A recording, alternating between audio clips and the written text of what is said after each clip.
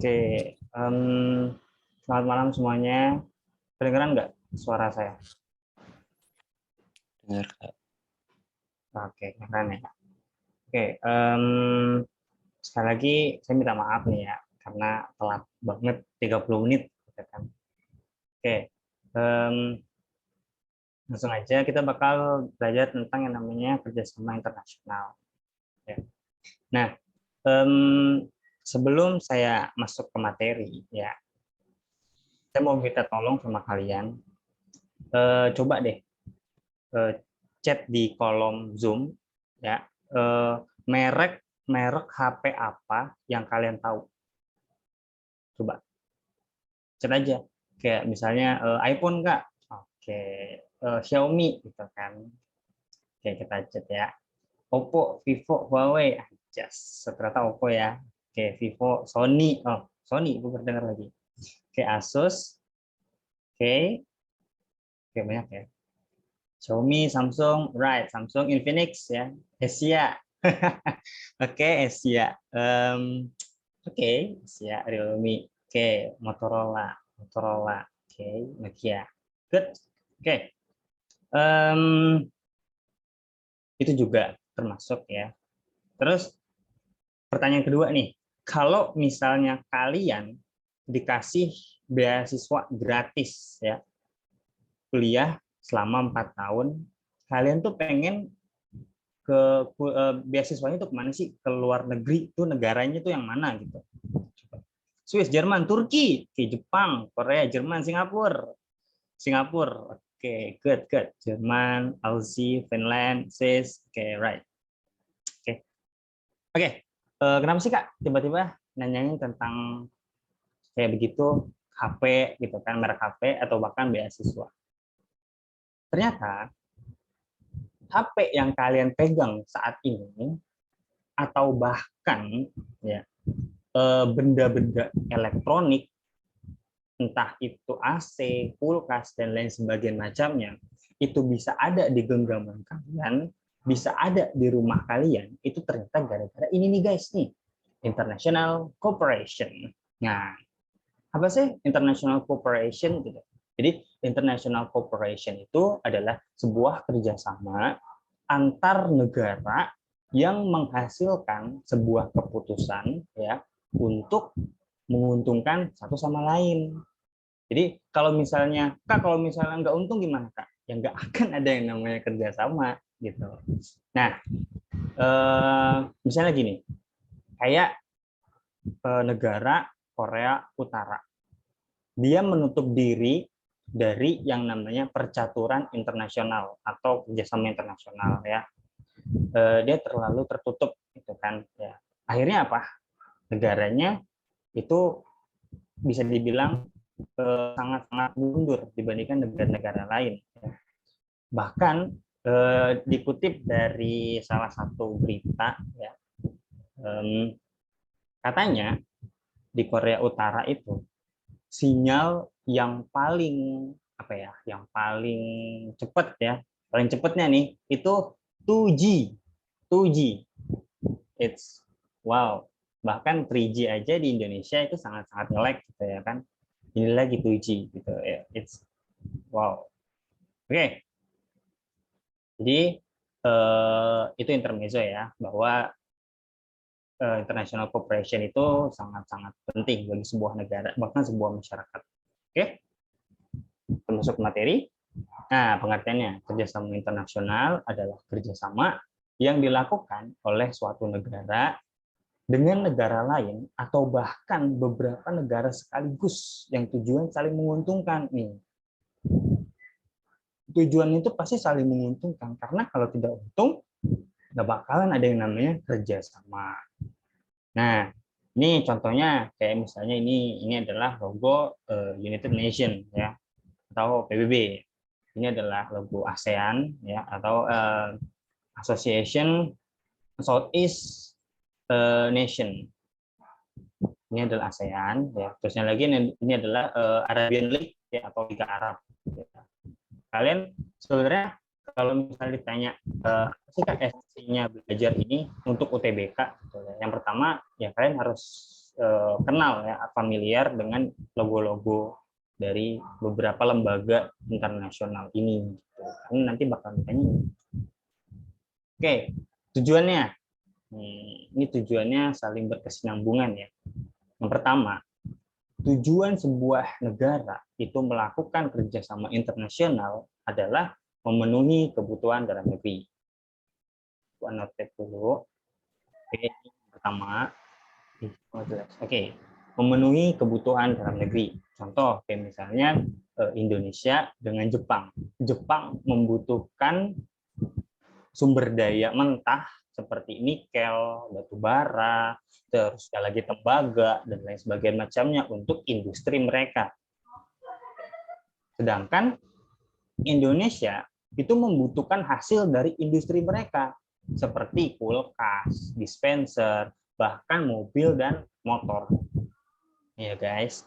Nah, setelah kebutuhan di dalam negerinya itu terpenuhi, maka kedua negara atau beberapa negara tersebut akan semakin erat persahabatannya nih. Jadi karena adanya hubungan timbal balik antara negara satu dengan negara yang lain, jadi terjalin yang namanya persahabatan. Nah, setelah negara tersebut bersahabat, kan nggak mungkin dong saling nyerang, saling perang, hampir mustahil ya. Sehingga terciptalah perdamaian dunia.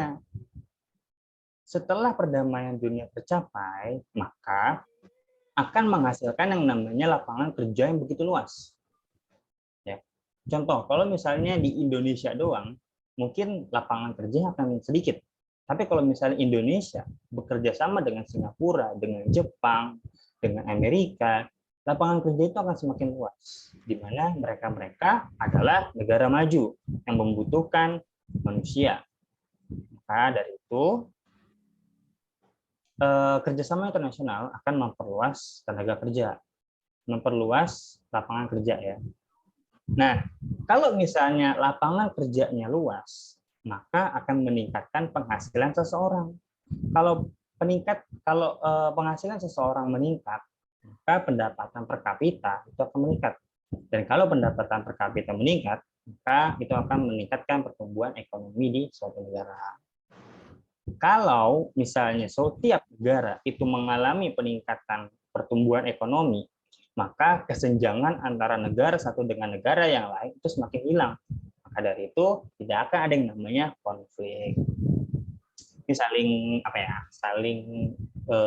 berkesinambungan ya, berhubungan kausalitas. Oke, alright, kita lanjut.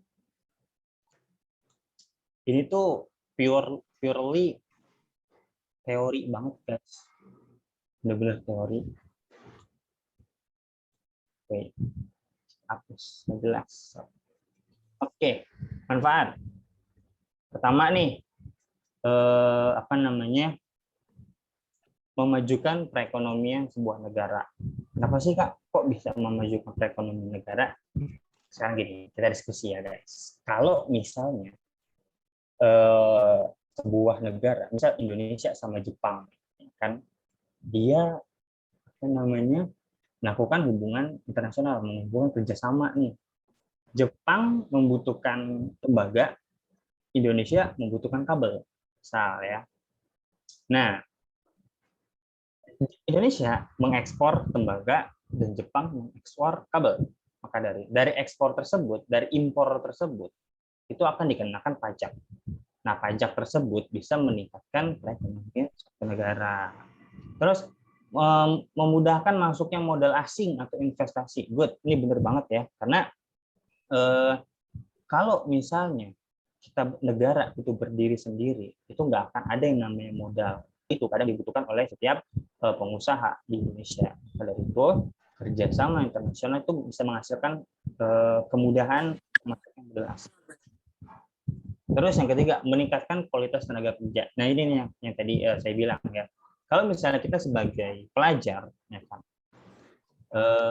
itu misal ambil beasiswa nih di Singapura, mungkin yang tadinya kita cuma bisa 1+1 misalnya gitu ya, tiba-tiba pulang dari Singapura tuh bisa segalanya, kayak misalnya pengoperasian IT gitu kan. Terus dia lagi apa namanya penguasaan soft skill yang lain gitu. Jadi ini bisa meningkatkan kualitas tenaga kerja melalui beasiswa contohnya. Terus memudahkan dalam memperoleh bahan baku untuk produksi. Nah ini tadi nih, negara kayak misal Amerika, Inggris, Jepang, Jerman itu tidak memiliki sumber daya, tidak memiliki semua sumber daya. Contoh Jepang, Jepang itu nggak punya hutan. Amerika itu nggak punya gunung. Inggris itu bahkan nggak punya sawah. Terus Jerman itu eh, kalau misalnya dibilang punya lautan punya, tapi lautannya pun untuk umum ya, nggak kayak Indonesia gitu loh. Dia dikelilingi oleh lautan yang bebas gitu. Jadi enggak semua negara itu punya sumber daya, semua sumber daya. Enggak kayak Indonesia. Indonesia itu punya gunung, punya sawah, punya hutan, punya lautan, itu semua punya. Ya, maka dari itu banyak negara-negara yang menjalin banyak negara-negara maju yang menjalin kerjasama dengan negara-negara berkembang agar mendapatkan bahan baku untuk produksi. Bahan baku itu kayak misalnya tembaga, terusnya lagi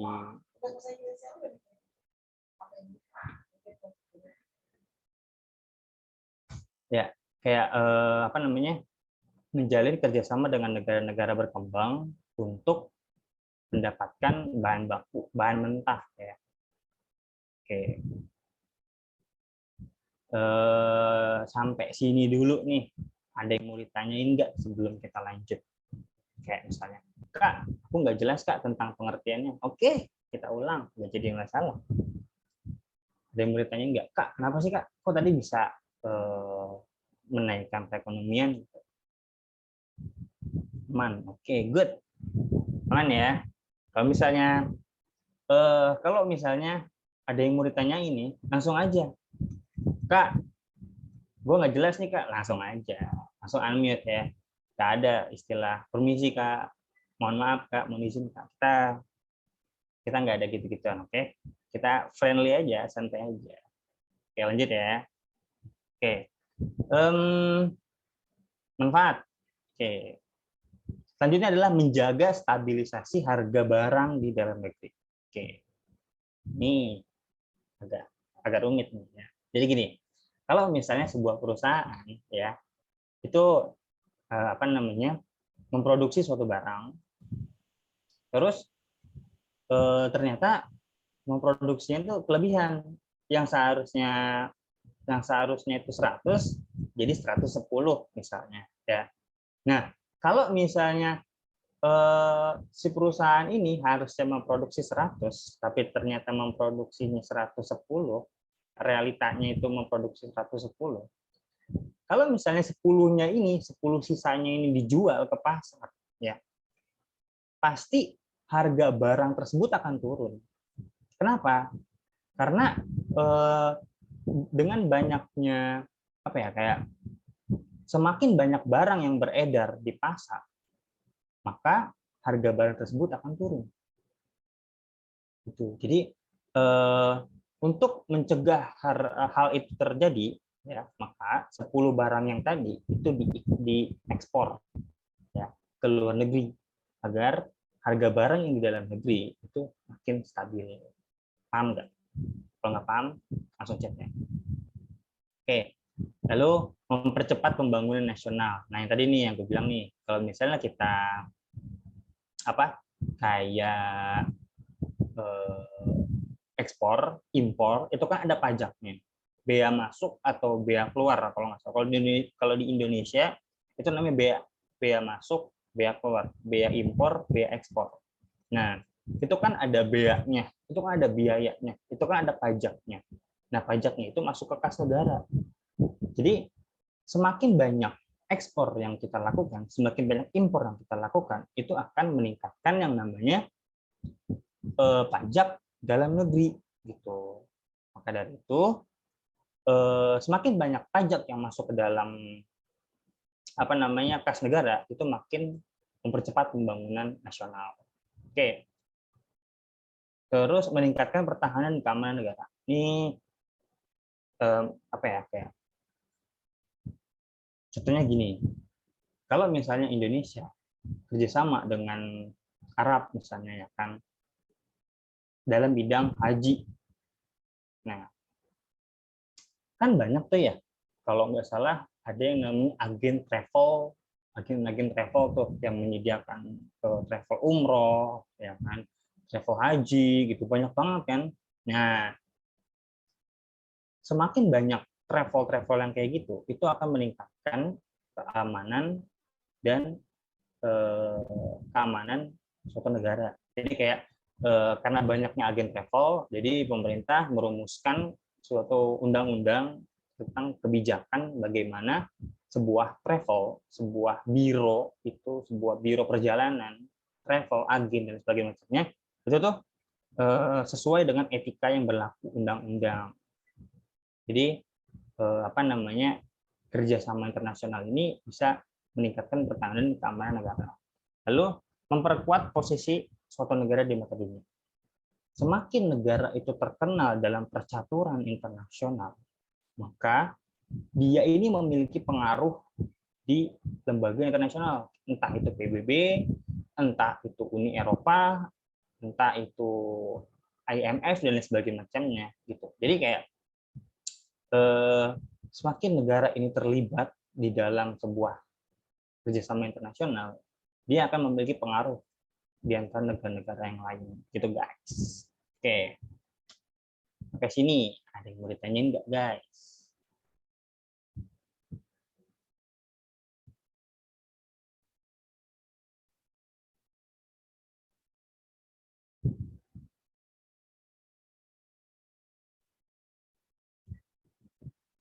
Nah, oke, kita lanjut. Ini sebenarnya jujur ya, pure banget.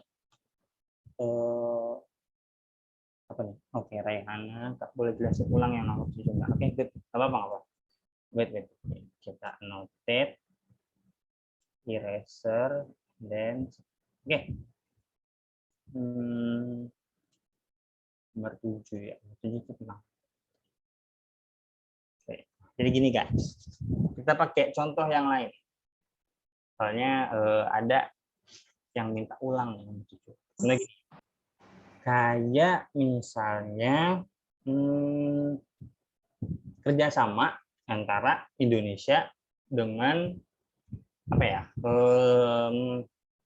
Dengan Jerman. Itu kalau nggak salah tentang harga tembakau, kopi, sama apa ya? Lupa. Pokoknya tentang oke. Nanti satu-satu ya. Oke. Contohnya antara kerjasama Indonesia dengan Jerman ya. Itu kalau nggak salah tentang kopi, karet, sawit itu banyak deh ya. Nah, dengan banyaknya pengusaha yang melakukan ekspor ke Jerman tentang sumber daya tersebut, kayak misalnya karet, kopi, terusnya lagi apa namanya sawit dan lain sebagainya macamnya ya. Jadi Indonesia ini nggak mau apa namanya kayak jangan sampai ada ya barang kualitas barang tuh yang dikirim ke luar negeri itu jelek, tidak sesuai dengan standar yang ada di Eropa. Maka dari itu mereka membentuk satgas khusus, kalau nggak salah itu masih apa namanya masih di bawah Direktorat Jenderal Bea dan Cukai ya, untuk mengecek yang namanya kualitas dari barang-barang yang akan diimpor ke Uni Eropa. Contoh pertama. Contoh kedua, kayak misalnya gini, kerjasama antara Indonesia dengan Arab Saudi itu tentang ibadah haji atau umroh, ibadah haji dan umroh, sorry, ya. Jadi karena yang biasanya itu kan kalau misalnya orang mau pergi haji, ya kan, biasanya itu kan kayak ada agen-agen travel, agen-agen perjalanan, biro perjalanan yang menyediakan fasilitas pergi haji dan umroh, pergi haji atau umroh serta pergi haji kayak pergi haji doang gitu kan. Nah, karena semakin banyak agen-agen travel yang ada di Indonesia ya. Maka dari itu dibuat undang-undang khusus ya bersama dengan OJK kalau nggak salah waktu itu tentang agen travel untuk menertibkan agen travel, karena pada saat itu banyak banget ya yang apa namanya terjadi penipuan tentang si agen travel ini gitu. Jadi maka dari itu untuk meminimalisir kejadian penipuan antara masyarakat Indonesia yang ingin pergi haji dengan agen travel, dibuatlah undang-undang tentang apa namanya biro jasa oleh OJK bersama Presiden kalau nggak salah waktu itu. Oke, buat Raihana, buat Raihana masih bingung nggak? Atau aman? Oke, nah. Buat semuanya juga ya, kalau misalnya Kak bingung nih Kak, nomor 7 jelasin dong, nomor 4 jelasin dong Kak, ini nggak jelas nih kan, langsung aja guys, kita friendly, saya mau friendly aja santai-santai, kita pakai logo aja, oke. Oke, ini nih meningkatkan kualitas tenaga kerja. Oke, jadi gini guys, saya, kamu, ya kalian, kita itu adalah contoh angkatan kerja. Jadi sebenarnya saya, kamu, kalian ya, itu tuh udah bisa kerja, udah berhak kerja ya. Kenapa? Dilihat dari apanya Kak? Umur.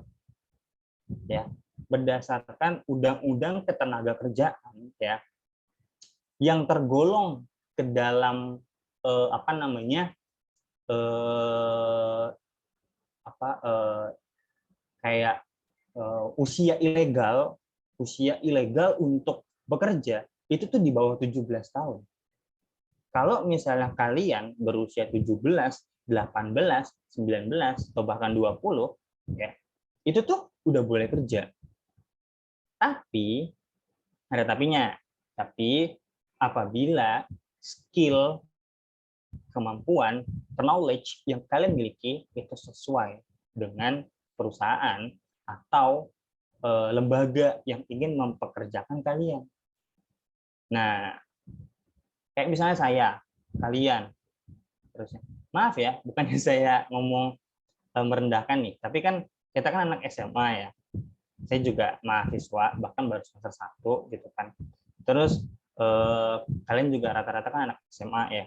Mungkin dibandingkan dengan anak SMK mungkin lebih sedikit skillnya gitu loh. Jadi diperlukan peningkatan skill dan salah satunya adalah kayak kuliah atau bahkan beasiswa atau bahkan studi exchange itu ke luar negeri untuk meningkatkan skill kalian agar kualitas kita sebagai calon tenaga kerja itu tuh meningkat. Kalau misalnya tidak ada yang namanya kerjasama internasional, kayak misalnya kerjasama Indonesia dengan Singapura, Indonesia dengan Jepang, Indonesia dengan Korea, Indonesia dengan Australia, Indonesia dengan Rusia, Indonesia dengan Amerika Serikat, nggak ada yang namanya beasiswa luar negeri, guys.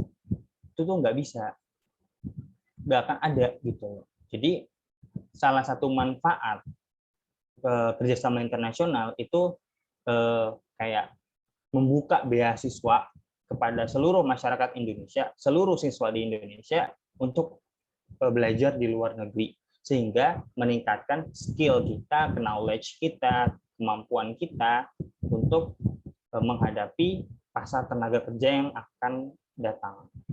Paham nggak? Oke. Kalau belum paham, ini ya, apa namanya, chat aja. Ngomong aja, langsung Amir. Oke? Kita lanjut ke bentuk-bentuk. Oke.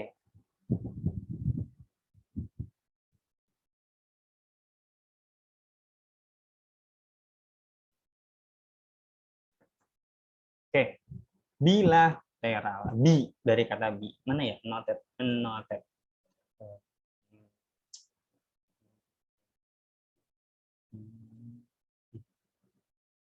Itu nggak jelas. Oh iya. dari kata bi. Bi biasanya itu artinya dua. Binomial, bilateral. Banyak sih yang kata depannya bi. Kalau depannya bi itu pasti dua deh, gitu kan ya. Nah, merupakan bentuk kerjasama yang dilakukan oleh dua negara, dua doang. Kalau misalnya tiga, bukan bilateral, ya. Jadi jangan ngadi-ngadi ini ya. Tiba-tiba, Kak, kalau misalnya antara Indonesia, Inggris, Jepang gitu kan, itu bilateral nggak Kak? Ketabok. Oke, lanjut ya.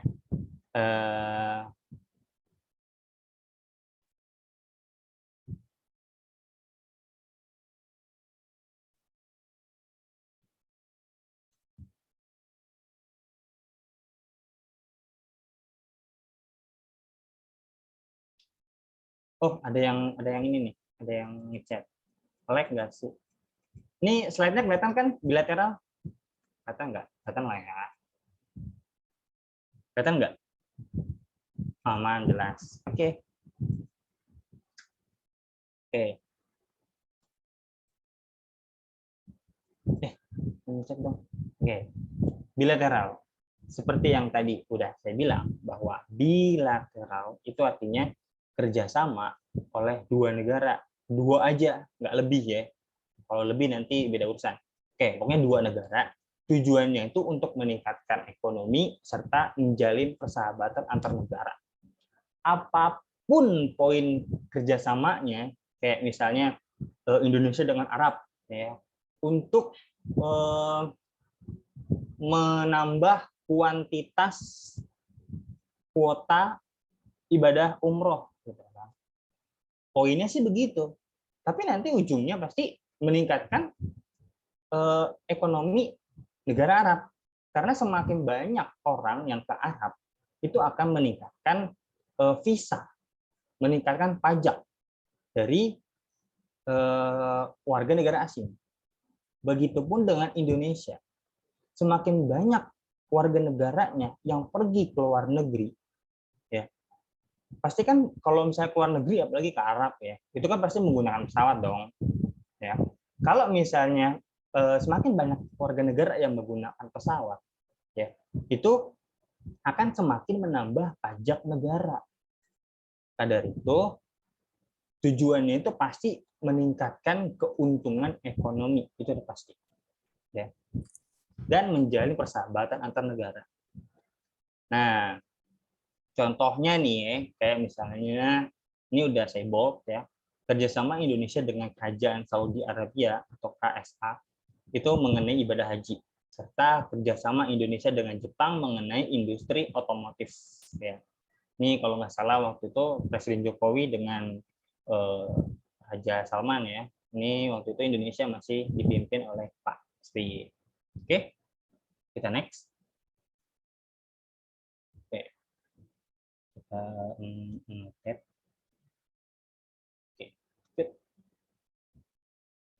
sip. Oke, multilateral. Nah ini urusan yang tadi nih.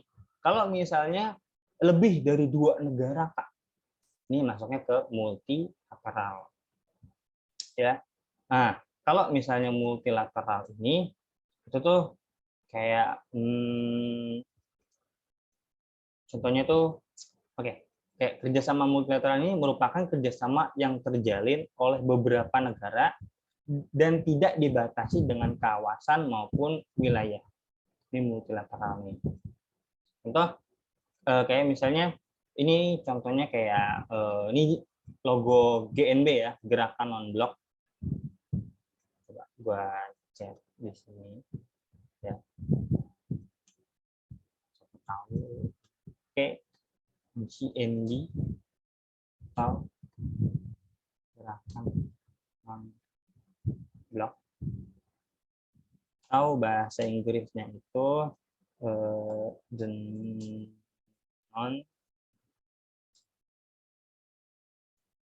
non-aligned movement.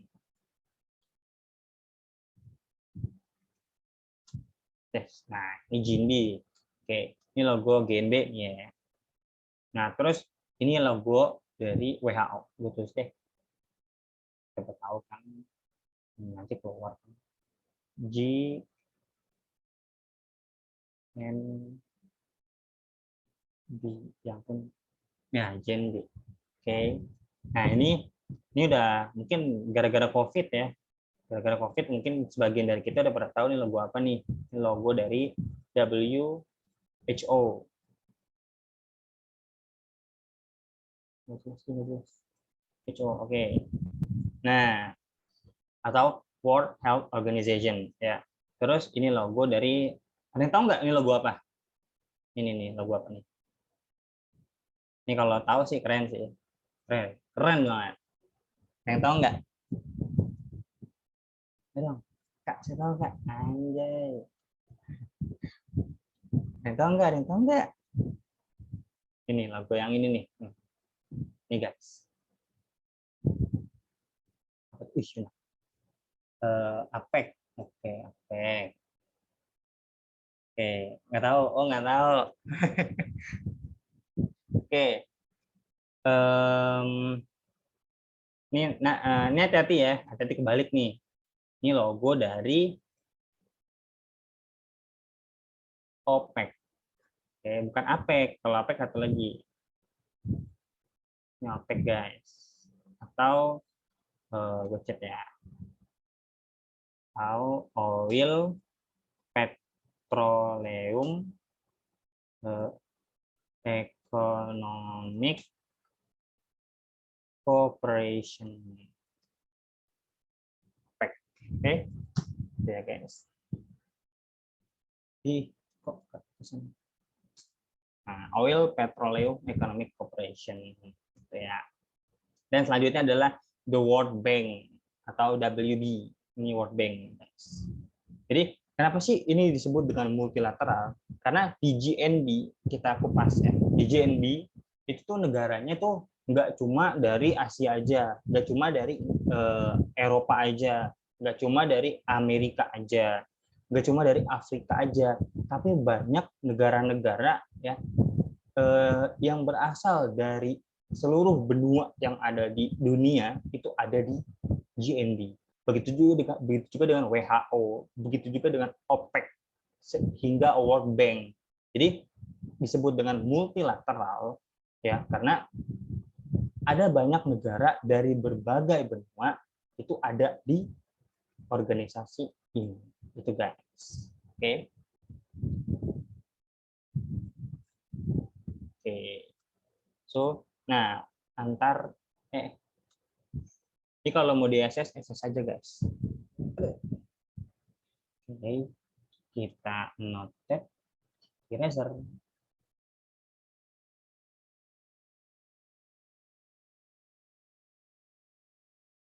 Oke.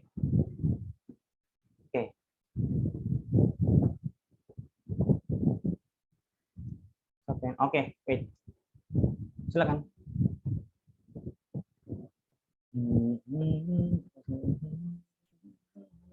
Bentar ya guys, aku izin minum dulu.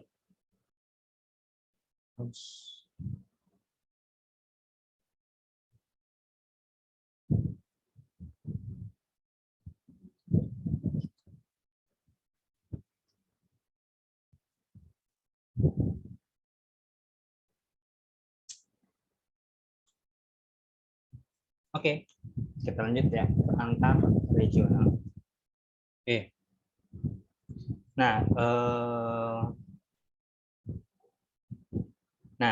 ini tuh kerjasama regional itu adalah kerjasama yang dilakukan oleh negara-negara yang berada di berbeda kawasan. Tujuannya adalah untuk memenuhi kepentingan masing-masing wilayah atau regional. Itu kayak misalnya ASEAN sama Uni Eropa. Ya, kalau misalnya ASEAN itu kalau nggak salah lagi. Kalau ASEAN itu adanya di Asia Tenggara ya. Kalau misalnya di Uni Eropa itu adalah adanya di Eropa. Udah, itu doang. Oke. Jujur ini materi kayak boring banget gak sih? Kayak ya udah gini doang gitu ya kan. Tadinya tuh pengen jujur ya, tadinya ada soal tentang ini itu eh, kayak apa ya, contohnya itu kayak gini nih. Misalnya 1, 2, 3, 4, 5, 6, 7 itu disediakan berbagai macam nama-nama dari eh, lembaga yang ada di dunia, lembaga internasional gitu ya. Terus pertanyaannya, manakah yang termasuk dalam lembaga regional gitu. Biasanya tuh ntar yang B yang A itu 1 dan 3, yang B 2 dan 4, yang A itu 1, 2, 3, yang B 1 dan 3, yang C 2 dan 4, yang D 4 aja, yang E semua benar, biasanya tuh begitu biasanya. Begitu tuh. Cuma apa ya? Intinya tuh ya gini doang. Materinya tuh bener-bener purely gini banget gitu kan. Kalau nanti deh kapan ya? Ntar kalau misalnya kita apa namanya? Kalau misalnya sempat ya, saya udah bikinin soal tentang permintaan penawaran, terusnya lagi apa namanya, ini juga termasuk ya. Ntar di pertemuan selanjutnya kita bahas soal tentang berbagai macam yang ada di tentang soal-soal yang sering keluar di UTBK. Mau nggak? Kalau misalnya nggak mau, nggak apa-apa sih. Kak, saya masih teorinya masih dikit kak, gitu kan. Dulu kak, oke nggak apa-apa, kita lanjut. Oke, oke, oke, oke. Oke, kalau nggak salah, bentar, saya cek ya. Soalnya ada berapa ya? Wait, soalnya soalnya ada 50 soal. Ya, itu tentang ini doang sih, gitu. Tentang ekonomi. Gitu. Kita bahas ya. Oke, jujur cuma segini doang. Ya, ini tuh gimana ya? Boring banget, sumpah parah. Materi paling boring ya. Um, kalau misalnya ada pertanyaan, langsung aja ngomong, gak apa-apa. Kak, kayak nanti soalnya tuh susah nggak sih kak? Soal kayak gini di UTBK gitu, atau apa gitu. Tanya aja, nggak apa-apa. Tanya aja guys. Tanya. Aku kasih waktu 43. Hmm, sampai sampai sampai 20-50 deh. Ada pertanyaan nggak? Kayak misalnya searching di Google nih kan, terus tulis di sini pertanyaannya.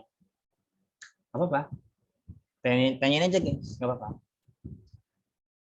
Ntar kalau misalnya banyak misal banyak. Oke, Kak, maaf boleh bagi PPT-nya nggak? Ada beberapa kendala soalnya. Oke, kalau misalnya PPT, PPT itu adanya di mana ya guys? Tantan. Tanyain dulu ya. PPT itu setahu tuh dibagiin loh. Mantap. Boleh. Nggak apa-apa. Bentar ya, guys.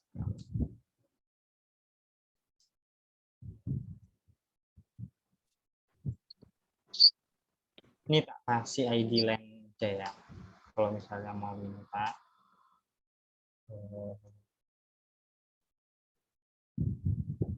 Guys. Oke, itu ID line. Kalau misalnya mau minta ya. Atau mau diskusi tentang ekonomi juga open banget, sumpah welcome banget. Saya tentang diskusi tentang ekonomi gitu kan, mau kritik cara tutor saya gitu kan, kayak kak terlalu asik gitu misalnya gitu kan, nggak apa-apa, sampai aja. Oke, Ada yang mau ditanyain?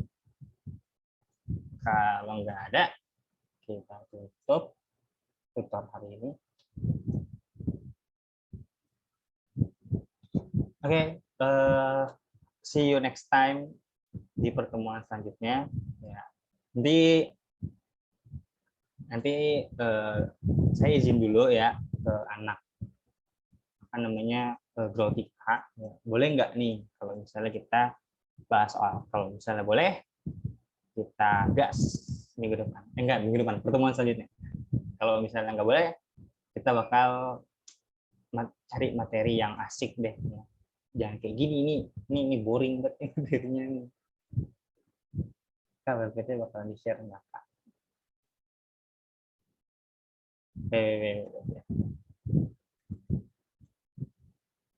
Ini aja deh di sini deh.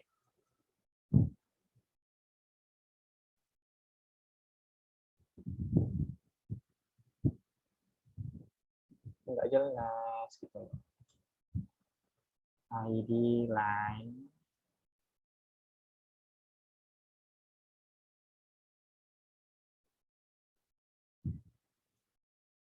Nggak jelas. Oke.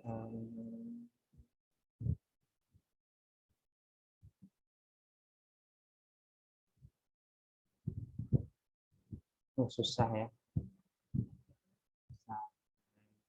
Dan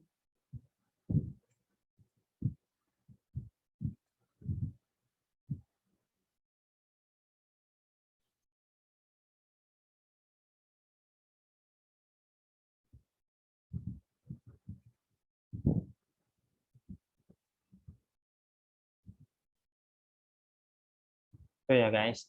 Ntar lo itu ID line. Oke.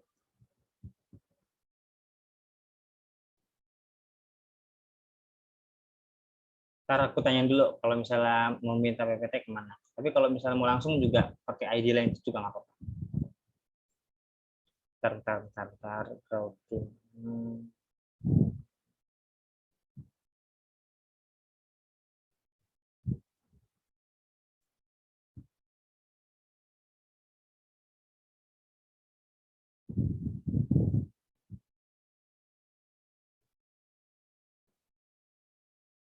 Bentar ya guys. Bentar. Aduh, sakit.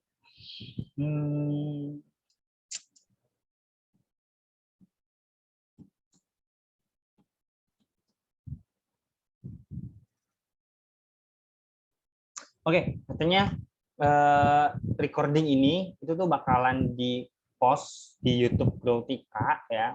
Nanti di description-nya itu akan disertakan apa namanya kayak link buat kalian mengakses PPT-nya guys. Oke, jadi ditunggu aja guys. Oke. Sama-sama semuanya. Oke, karena nggak ada yang mau nanya ya, karena udah 1 menit lagi, kita close for tonight. Nanti di download di deskripsi tuh guys. Oke. See you next time. Bye bye. Selamat belajar. Semoga saya doakan semoga kalian